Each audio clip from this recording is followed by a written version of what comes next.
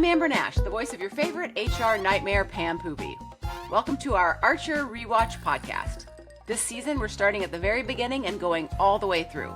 That's right, this season we're covering every episode of Season 1, one by one, with some of your favorite people from Archer. Welcome to RePhrasing.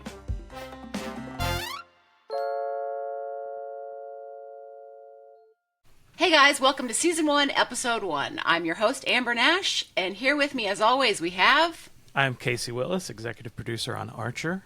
And... I'm Christian Danley. I was an editor on Archer. Together with our guest today, we're going to talk about Archer's pilot mole hunt. The episode that started it all. Archer is accused of running up his expense account, so he must create a distraction to give him enough time to hack the ISIS mainframe. This episode exposes many of Archer's toxic relationships, both work and personal. The episode ends with the oft-quoted, "because that's how you'll get ants." Today's guest is the creator, writer, and executive producer of Archer, as well as the voice of Ray Gillette. From the lovely mountain town of Asheville, North Carolina, he enjoys boats and a cat. Please welcome Adam Reed. Yay. Yeah. Yay, thanks for being here. Thank you. Yeah, my cat is also happy to have me here. Yeah. How old is Shedley these days? Shedley is 19 and just doing great. Wow. Now a fully inside cat? Pretty much. She got twice tangled up with a bobcat.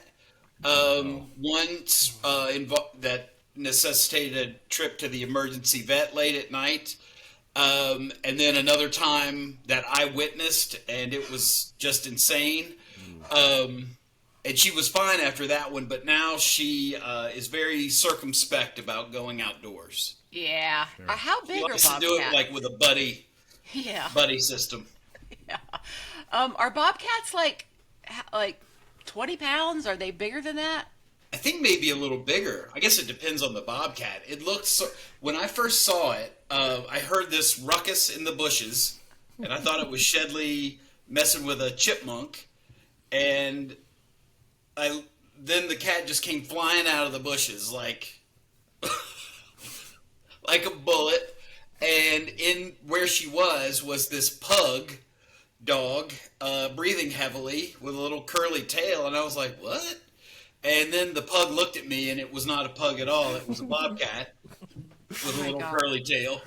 And then it saw me and teleported into the woods. Like one frame of animation suddenly was not there anymore.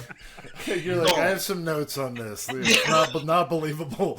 But yeah, it was, like that looks crazy on camera. Like my hands are too big, but yeah, this big. Wow. Yeah.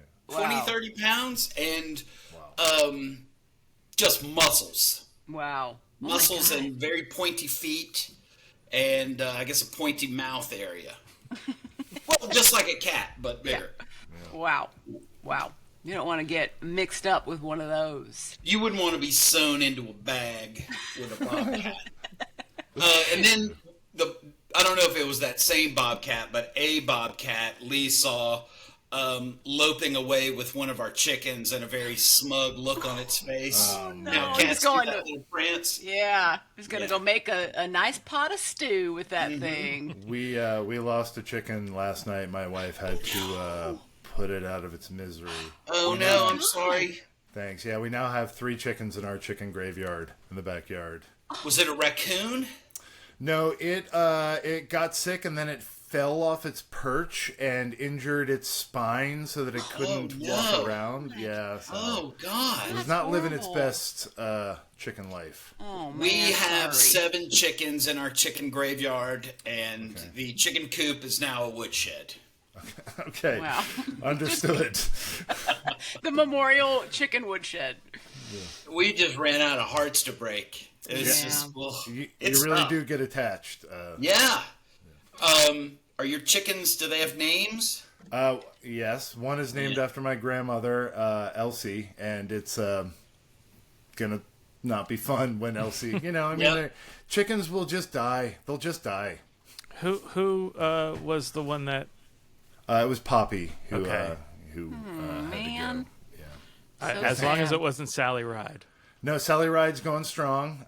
She's ready to jump on that shuttle. Okay, let's get to the episode, guys. All right. So, Adam, one of the things that Adam's like, oh, I want to talk about chickens for an hour. Oh, One of the things that I fondly remember about spending time with you is you're such a great storyteller, which we all know because you're Adam Reed.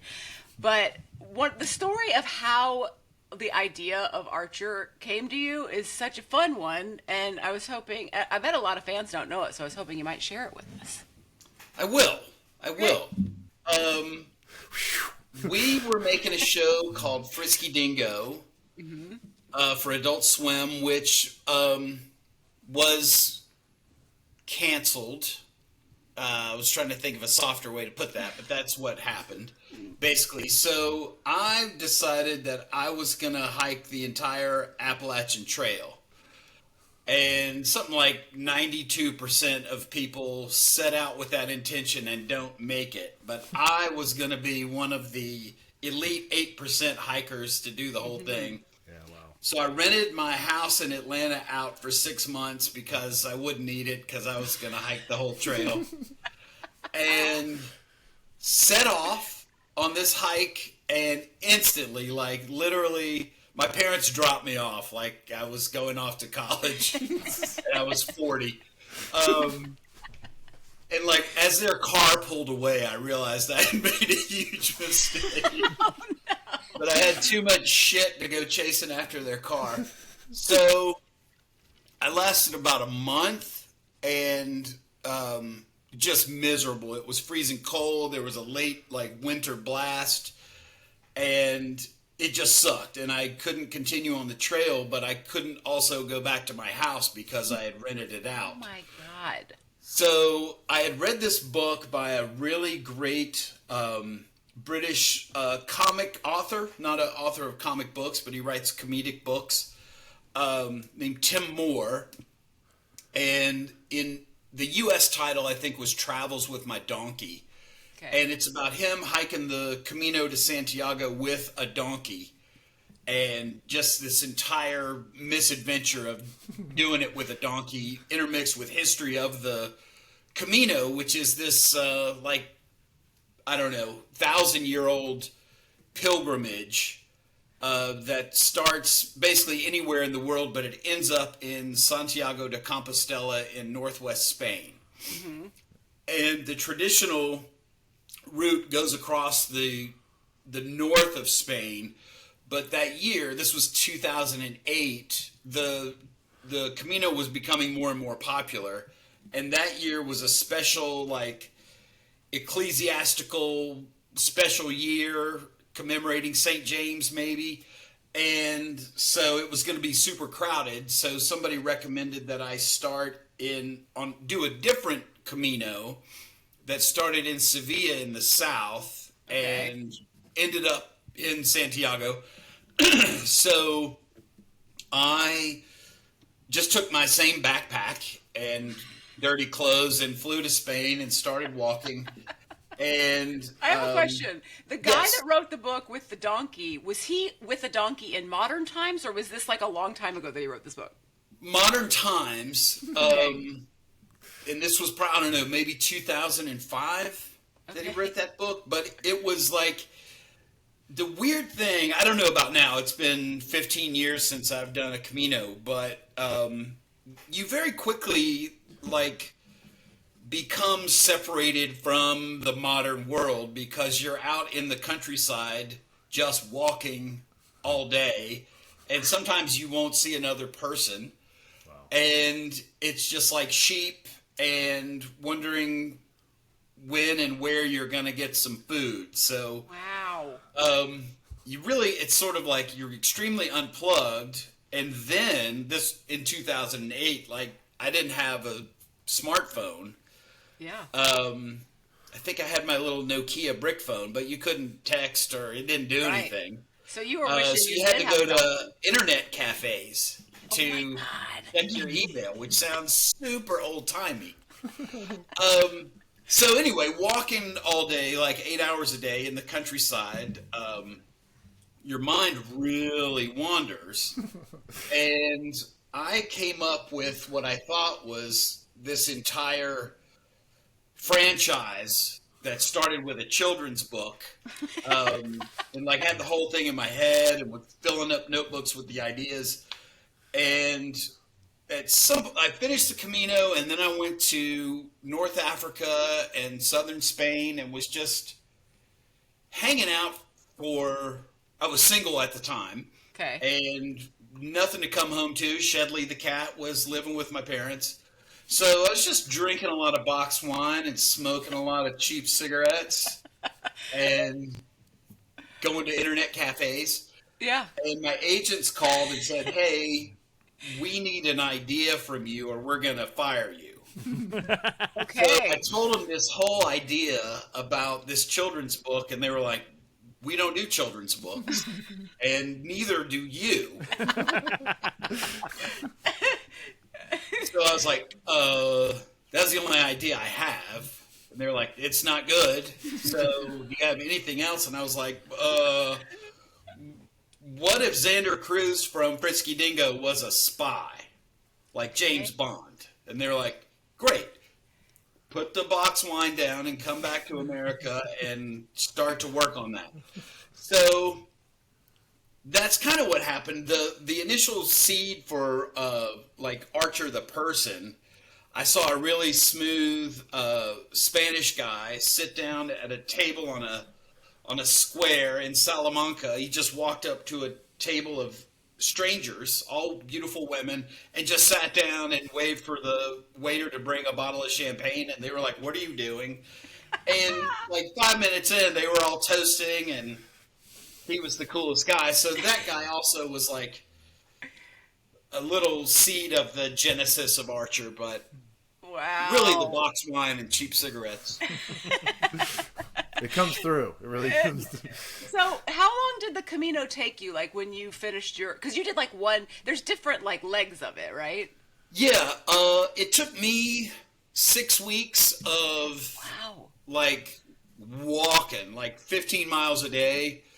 A couple days off built in there, but I think it was like 1,000 kilometers, so 600 something miles. Holy shit. And I had done the Appalachian Trail is like 2,100 miles long, and I had only done like 300 miles of it and was ready to end it all. It was so grueling and hard. So I can't take my hats off more energetically to people who do the whole thing, because it's crazy. Adam, sorry, Amber. Go I ahead, was just going to ask, in that first part of your journey in the Appalachian Trail, is that when you got your trail name? People attempted to foist a trail name upon me.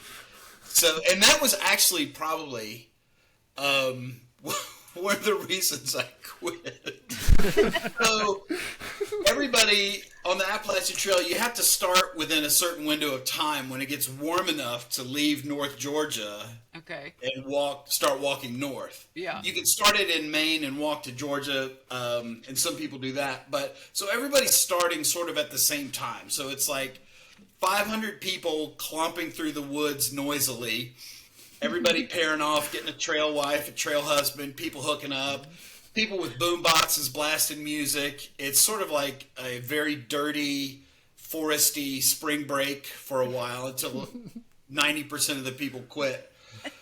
And you can't just like camp wherever you want, because it's usually on the ridge and it's really steep, and there's just a trail on the ridge and there's nowhere to just pull over and go to sleep. So you kind of have to go to these clearings where there's usually a shelter built, which is like a 3-sided log cabin open in the front with a wooden sleeping platform that is absolutely covered with mice and mouse shit. And you'll be sleeping on this platform like sardines with 30 other people in sleeping bags, and the mice are just running back and forth across everybody's sleeping bag, and people punch their sleeping bag and send the mice zooming over there. And Oh my God. people play mice ping pong. And one night, a mouse ran across my mouth. Like if I had opened my mouth, it would have fallen in like a trapdoor. Like that mouse didn't care at all. They're insane, and they're all just riddled with hantavirus. Yeah. So I told that story the next day, and some woman I had never met went, "Mouse Tracks, that's your new name. That's your trail name." I called it. And I was like, "Oh, I don't want to be Mouse Tracks." And she was like, "No, you're Mouse Tracks. Hey, everybody, this is Mouse Tracks." And other people are like, "Yeah, my trail name is, Wind Feather," or, fucking cool names. And I was Mouse Tracks. And then people started calling me that. Yeah. "Hey, who are your Mouse Tracks?" I'm not. I don't have a trail name. So, yeah, that sucked. Wow. Wow. Thank you. And the Camino, did you camp or did you stay in like places? No, they have these pilgrim like hostels, and sometimes it's hosted by the church. The whole thing's pretty Catholic churchy. So sometimes it's the church, like, oh, you can come stay in this big dorm room at the church. Sometimes the town has a little like former school or something with bunk beds in there, or you can stay in hotels or motels. But there's no camping, which was one of the great things about it. Like you walk all day and then you go to a bar and have beer and olives and tapas. Amazing. And then sleep in a bed and drink box wine and smoke cigarettes. And Yeah. great. That sounds way better. The Europeans have it figured out. And then when you finally got home and started writing the episode, like once you had the Archer idea, did the pilot episode come to you pretty quickly? Like, did you have the whole world kind of figured out? No. No. I think I had hidden this memory away, repressed it. I think writing the pilot took a year of, and it was something insane. Like, I'd say at least 10 page one rewrites where, okay, you didn't like that, FX, let's go totally different direction. And then something crazy like 44 different drafts of those huge rewrites. Wow. And there were some frustrating times and some whining to those very same agents. And I think part of it was Casey and Christian and I had all worked for so long on Adult Swim cartoons, and those were, they all had a certain style, a certain comedic voice. And so I was sort of writing that, and FX didn't want that. They wanted something a bit more approachable. And it took a long time for us to both get on the same page.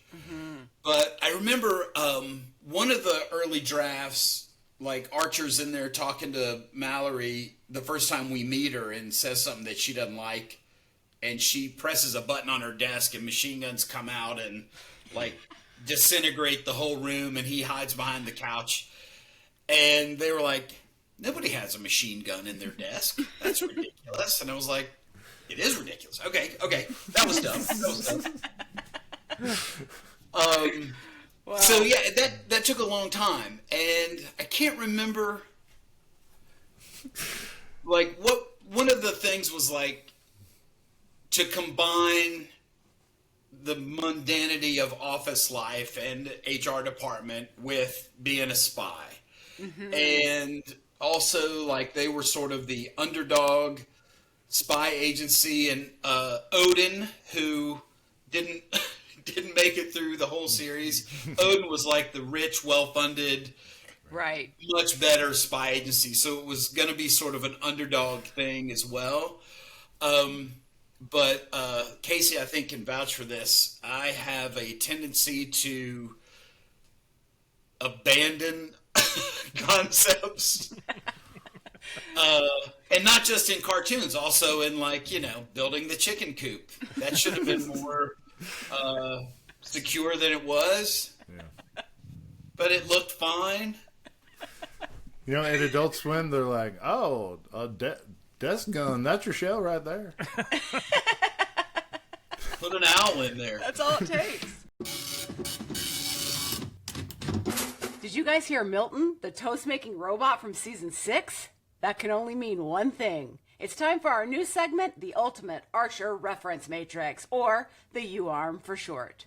We are endeavoring to track every reference ever made on Archer, from Planet of the Apes to Elijah Otis. We will do our very best to cover it all in painstaking and overly pedantic detail, and maybe, just maybe, we'll make a few friends along the way. Now, over to Christian. Thanks, Amber. It's fitting that we're kicking off the first episode with an edition of the Ultimate Archer Reference Matrix, because Adam really packed the pilot with a bunch of good references. So let's get started. So every time we rewatch an episode, I will be updating an overly complicated spreadsheet that tracks every reference made in the show. I'd like to recognize the people behind the Archer Wiki internet page. There is an exhaustive cultural references page on that wiki, and the uARM will not only track cultural references, but I think we'll have a few insider references that might have slipped through the cracks over there on the wiki page. After Crenshaw is finished fake torturing Archer, he and Malory have a discussion about his hated code name, Duchess. Malory claims that the name was chosen at random by the firm's computer, but the code name also happens to be the name of Malory's beloved dog. In that scene, Malory holds up a photo that is a direct reference to the famous Rolling Stone cover featuring John Lennon and Yoko Ono, as photographed by Annie Leibovitz. Next up, while drunk in a flashback, Archer claims that Abelard the Pug's bark sounds just like Puttin' on the Ritz by Irving Berlin, but I only know the version by the recording artist known as Taco. I am hot to look like Gary Cooper. And now we have a little insider reference. The name Abelard was used in Season 5, Episode 6 of Sea-Lab 2021, Moby Sick. The crew encounters a terminally ill whale named Abelard. That whale is voiced by Chuck D of Public Enemy. Now we're going to get to Abelard and Heloise. There's a deep dive on this reference/joke on Reddit by a user named JR Who, and it was posted 9 years ago. We'll provide the link on that Reddit thread, and if you have a minute, please check it out because it's impressive. The gist of it is this. Archer wakes up next to a flight attendant, and although her name is never revealed, her relationship with her dog Abelard could be interpreted as a nod to the French philosopher Peter Abelard and his relationship with Heloise d'Argenteuil. After Heloise became pregnant, her uncle Fulbert has poor Abelard castrated, and this relationship reflects the flight attendant's relationship with her poor dog Abelard, who also has been castrated. Okay, and here's the last reference for this episode that we're going to cover, Brian's song. While explaining to Cheryl why he had to stand her up for their date, Archer says that he had to help out an old friend who has cancer. If we're to believe this excuse, it means that Archer was the Gale Sayers/Billy D. Williams character from the movie Brian's Song. Personally, I choose to believe him. Well, that's all we have for this episode of the Ultimate Archer Reference Matrix. Thanks for watching, and Milton, take us away.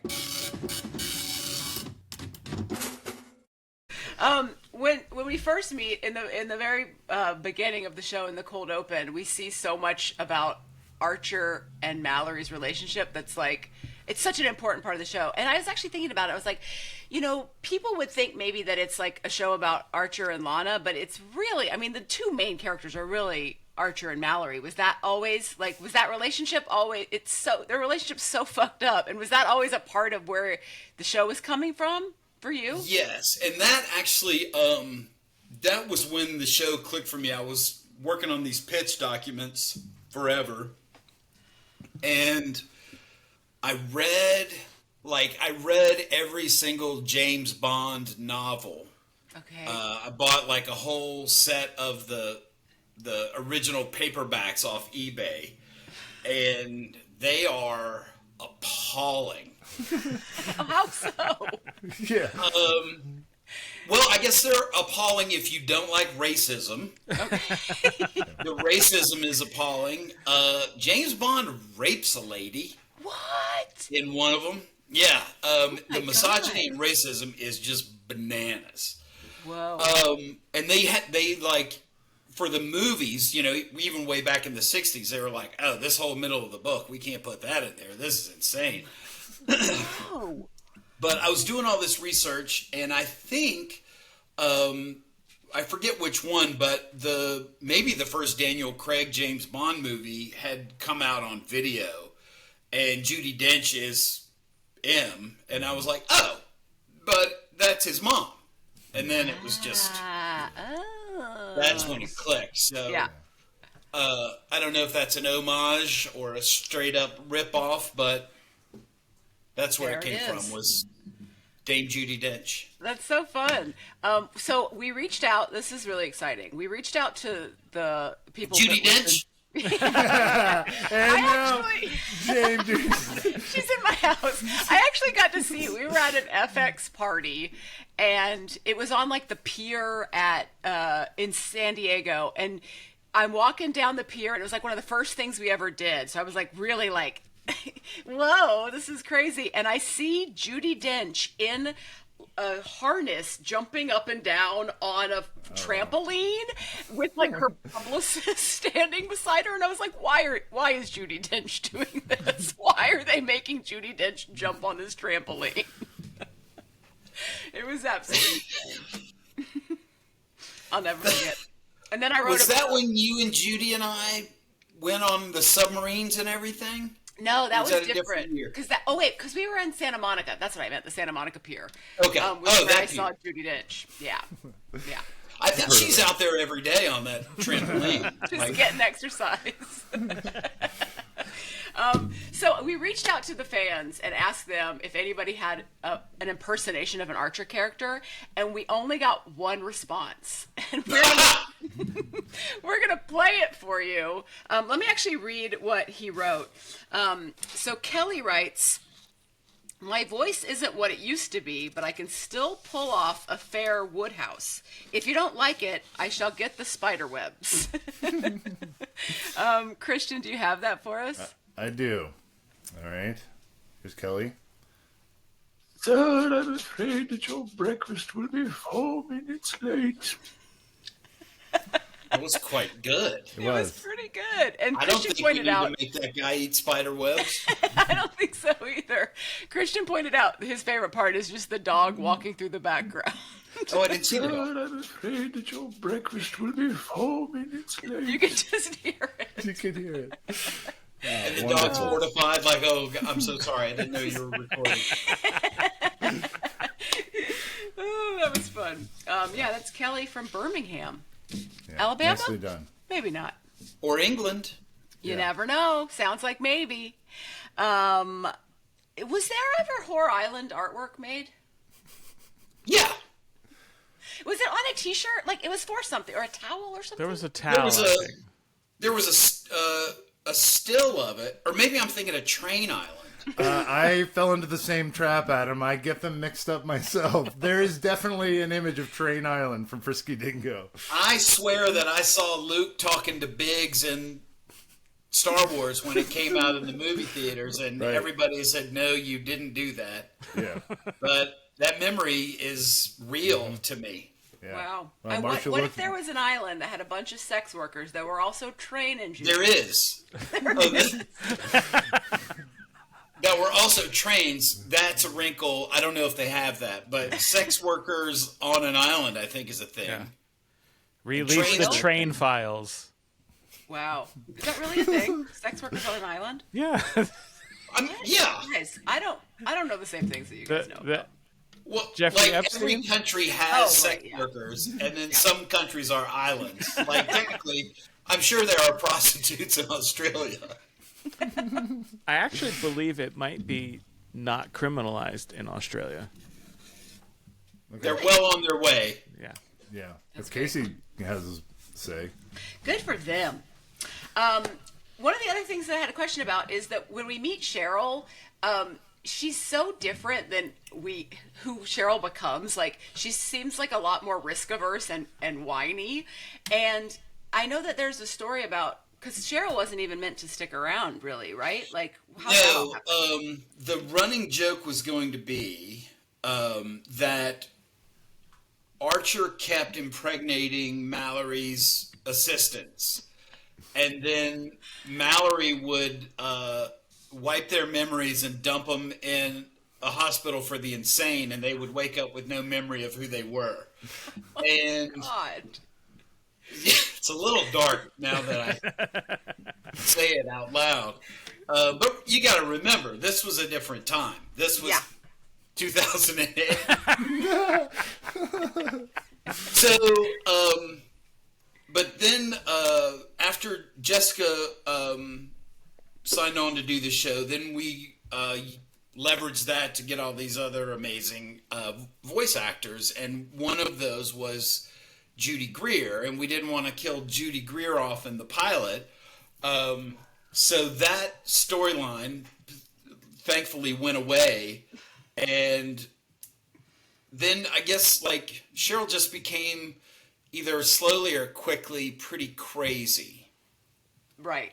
It's actually pretty quickly, just having gone through the episodes for this podcast. I mean, she's taunting Cyril in the Scorpio episode, and that's the 6th episode of the series. Right. Yeah. So just a few away. Yep. And all those, like, Krieger didn't talk at first, and the joke with him was going to be he never talked, which Forever. I don't know why I was thinking that. And, you know, the HR lady was going to be a one-off thing, and then you agreed to do Pam, and then it was like, oh man, like Krieger could talk and Pam could have, you know, a whole personality. And Wow. So but when there you were things I wasn't thinking about at first. It was Right. just, how can I get these 22 minutes of animation done and go back to box wine and cigarettes when they don't as quickly pick the as show. possible. When you were getting all those famous people to do the voices, you had to have tried to get somebody to get Pam, and you just didn't. And then finally you were like, we got to just ask somebody we know. Is that what happened? didn't. Is that how I got the job? No, we just, you were the first and only person. And Wow. that is true. Wow. I've never known the story, and I can barely believe it. That's amazing. That's That amazing. is I true. was like, they must have just tried to get somebody, and a bunch of people said no, and they were like, well, ask Amber. No, She'll but be here in we, 5 minutes.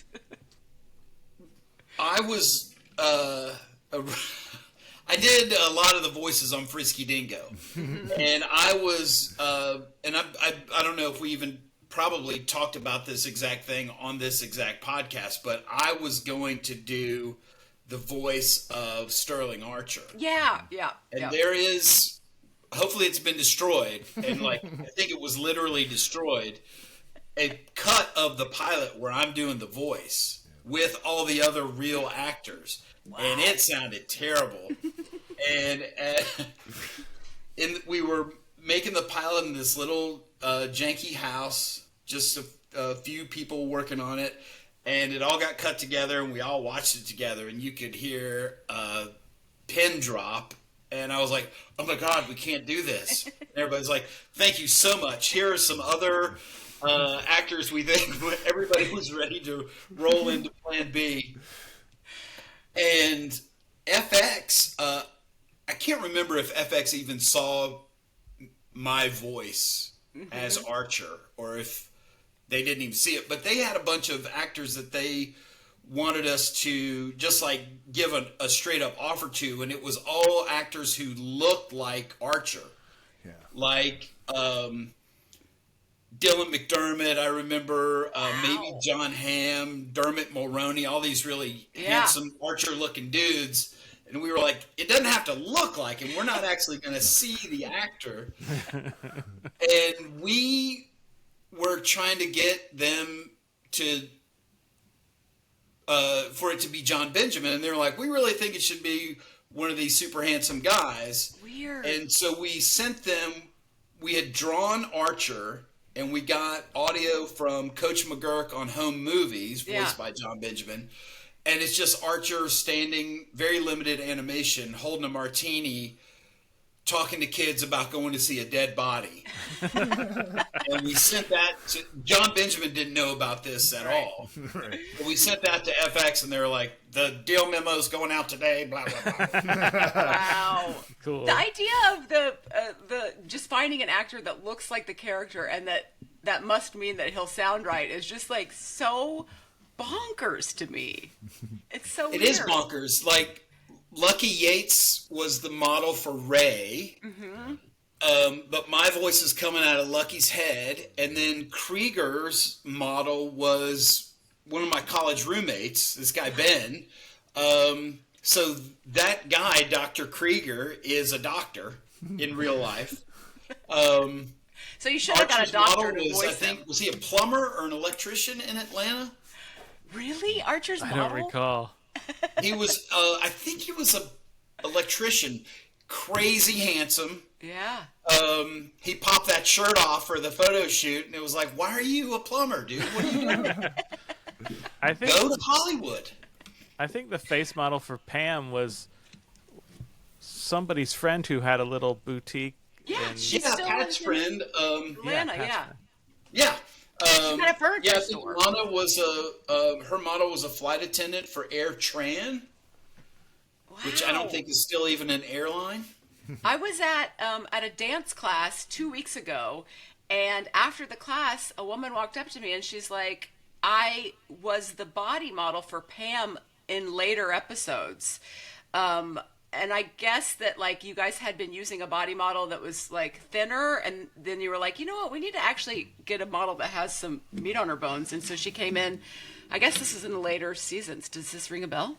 Mm-mm. Or did that lady steal my wallet? It raises another question, which is this a hip-hop dance class? Tap, what are you doing? I do it all, and I'm so bad. I tell you, there's this place called Dance 101, and I'm always the old... No, it's over by Emory. Okay. And that place is closed down. That was Dance 404 or 411. 411. Yeah. Yeah, come on. Get the codes right. So when I go to these dance classes, I'm always the oldest person there, and I'm always the worst. But everybody's like, "Oh my God, look at her! Look at that sweet old lady trying to dance." They're so nice to me. It's really great. So, what kind of dance is it? Everything? Or are they like, today we're doing Latin jazz, or there's different ones. The Latin classes are too hard Ballroom? for me. I can't keep up cardiovascularly in the Latin classes, but I do like the hip hop Is there classes. ever a pole involved? There's no pole at this studio, but there are plenty of pole dancing classes, and those are also fucking hard. Like, you have to be strong as hell. Like, your upper body strength and your core strength is like, shit, I couldn't do that. So I just take hip hop, and I took a ballet class. I don't think I'm invited back to that one. They were like, "This isn't for you. You're not the type." Now you know how those level 1 improv students feel. Exactly. Okay, so let's get to... You're not getting out of this one this time, Adam. Casey's Trivia. We're still doing it. All right. This is the one with a scoring table that, like, is number wang, right? Exactly. Okay, great. Now, before we get to it, do you want to know how many points you have going into the trivia? Am I competing against Casey, or are Casey and I a team? Because that's going to affect my strategy. Okay, I think that you are... Casey, what do you think? I'm the trivia master. So He's a judge. Yeah, so he's like the dealer. So Yes. Okay. And Amber's the house. Yeah, that's right.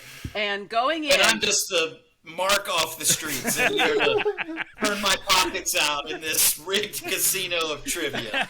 Love it. Go for the hard 8. You got, going into this trivia round, 64 points. Not too bad. Not too bad. You've done pretty good. I'll stay. I'll stay. Okay, first question. In the first scene, Crenshaw asks Archer, "Do you think this is a game?" And he says, "I think Jenga's a game." Jenga is a game designed by Leslie Scott, a British game designer. And Jenga comes from Kujenga, which means to build or construct in what language?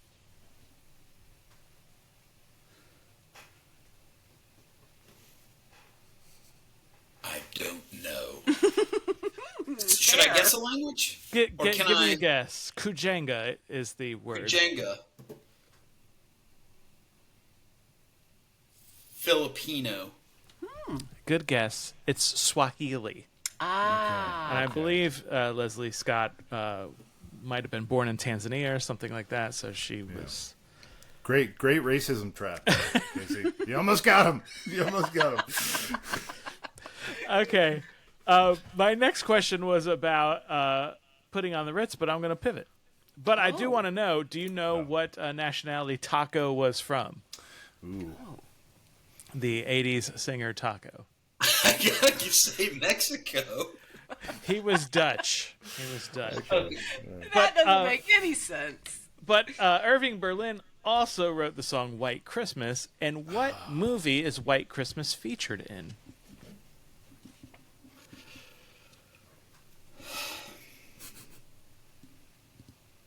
White Christmas? That's what I was thinking. Actually, I like how long you took to consider it. the name I was of going to say that or It's a Wonderful Life.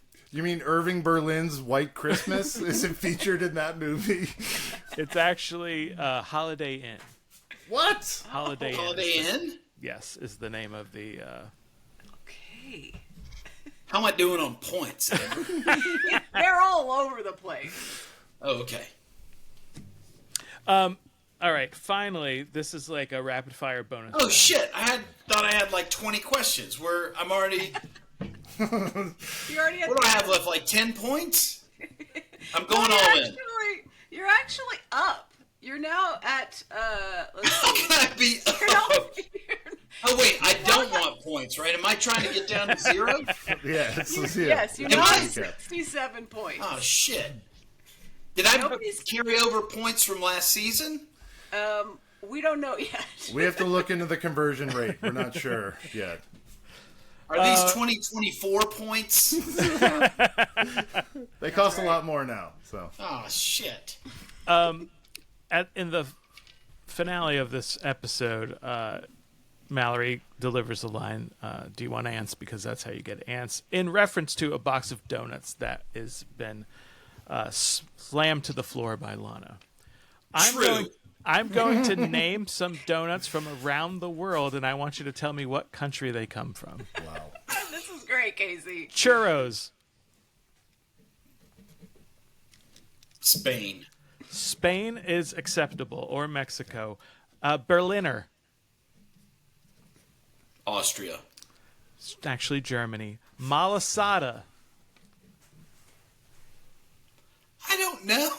They're popular in Hawaii, but they're actually Portuguese. A Zeppeli. Zeppeli is from Italy. Correct. Beignets. France/New Orleans. Mm-hmm. France is correct. A mochi donut. Mochi donut, I would say Japan. Japan is correct. And Do you guys know Casey spent time in Japan? and I did. I don't know if your viewers knew that Casey spent time in Japan. Lucamatis. Lucamatis. Could you use it in a sentence? Look at this. Lucamatis. Oh, Lucamatis.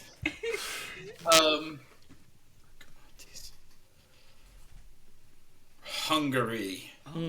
Greece. They're honey-filled donuts from Greece. Yum, that sounds delicious. Yes. That does sound good. Okay. Amber? Is that the end? That's Okay, my I've got to final- do some calculating really Okay. quickly. Tally it up. Oh man, this is tough. You're just doing Chisholm Bop on the desktop with your fingers there, making up some crazy man. number. So honestly, just in the lightning round there, you were able to score 19 points. So you are at 86. Very good. 86 points. I started with 64 Yep. and got 19, and now I'm at 86. No, you started at 64 and then got to 67. Then in the lightning round, you got 19. And now you're at 86. All right, I want to park my points. Okay. Bank them. Banking those points. Okay, you're going to bank them. All right, Okay. Adam's back to 0, but those points are banked. They're banked. And before we end this trivia segment, we always like to ask, is there anything you would like to plug, Adam? No. Great. Excellent answer. No. We talked Great. about bobcats. That's the only thing that I'm like. Yeah. You're advocating for bobcats. Yeah. I would say I have I did. a qualified endorsement of bobcats. Sure, Yeah. that's reasonable. I They do do their have job. one Certainly quick. leave them alone. Yeah. Don't They'd like mess that, with too. them. If you would indulge me, I do have a quick request. You mentioned after doing the Camino, you went to North Africa. You have a story about checking into a hotel in, I believe, Morocco. Could you tell us that story? Tangier, yeah. Oh, I don't know if I've heard this one. So I was in Tarifa, Spain, and I wanted to go to Morocco, so I took the ferry from Tarifa across to Tangier, and Tangier was maybe throughout history, I don't know, but certainly in the 50s, it was sort of an anything goes kind of place, and a lot of the beat poets went there because they had very liberal attitudes towards drug use, I think, and also sex with underage people. Okay. And there's a famous hotel there called, I want to say, the Intercontinental. And it looks like straight out of Casablanca. You know, there's beautiful tiles with all these lovely patterns and slowly revolving ceiling fans, big lobbies, like an old guy asleep in the lobby, and big wicker furniture. And my grungy self and backpack, I had a big, ridiculous orange at the time beard. And I walked up to check in, and there was a very cool-looking concierge there behind the enormous counter, like 50 yards long. I said, "I'd like a room, please." He's like, "Yes, of course," and started writing down the receipt and everything. And I said, "You know, your hotel is quite famous." And he said, "I do know that." I said, "So I'm here to stay in the hotel where a lot of the beat poets stayed." And he said, "Oh, you know these beat poets?" I said, "Yeah, I do." And he said, "Do you know, I saw the best minds of my generation destroyed by madness scuttling across floors. Do you know this beat poet, Allen Ginsberg?" I said, "Yes, I do." "Would you like to stay in Allen Ginsberg's room?" "Yes, I would." "Is it extra?" No, it is the same price." Absolutely. So he slides the room key across the counter, and I was getting the room key, and I remembered where I was, and Morocco has a bit of a reputation as sales, I think, is part of the common fabric of Morocco. Sure. And so I paused and said, "Is this really the room where Allen Ginsberg stayed?" And he said, "Why not?"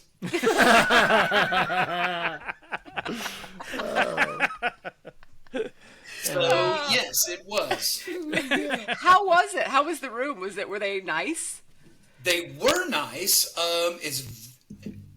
When I was there, which I think in the summertime, it was extremely hot in Morocco. And I got up to the room and took a cold shower and was standing in the hotel room, butt naked, flipping through the channels trying to find like CNN International or something in English. And the maid walked in, like with fresh towels, as I'm standing there absolutely starkers. And if you have never heard a woman's scream echoing off of a completely tiled room. Count yourself lucky. And like the stack of towels hovered in the air for a second and then hit the floor, and she was gone, like running down the hall screaming. And then I was like, oh my God, the police are going to come up here at any minute. And so I scrambled to get dressed, like still all wet, trying to put my clothes on. And then just waited for the police, but nothing ever happened. You'd think that she'd see, being at a hotel, working at a hotel as a housekeeper, you'd think she'd seen naked people many times before.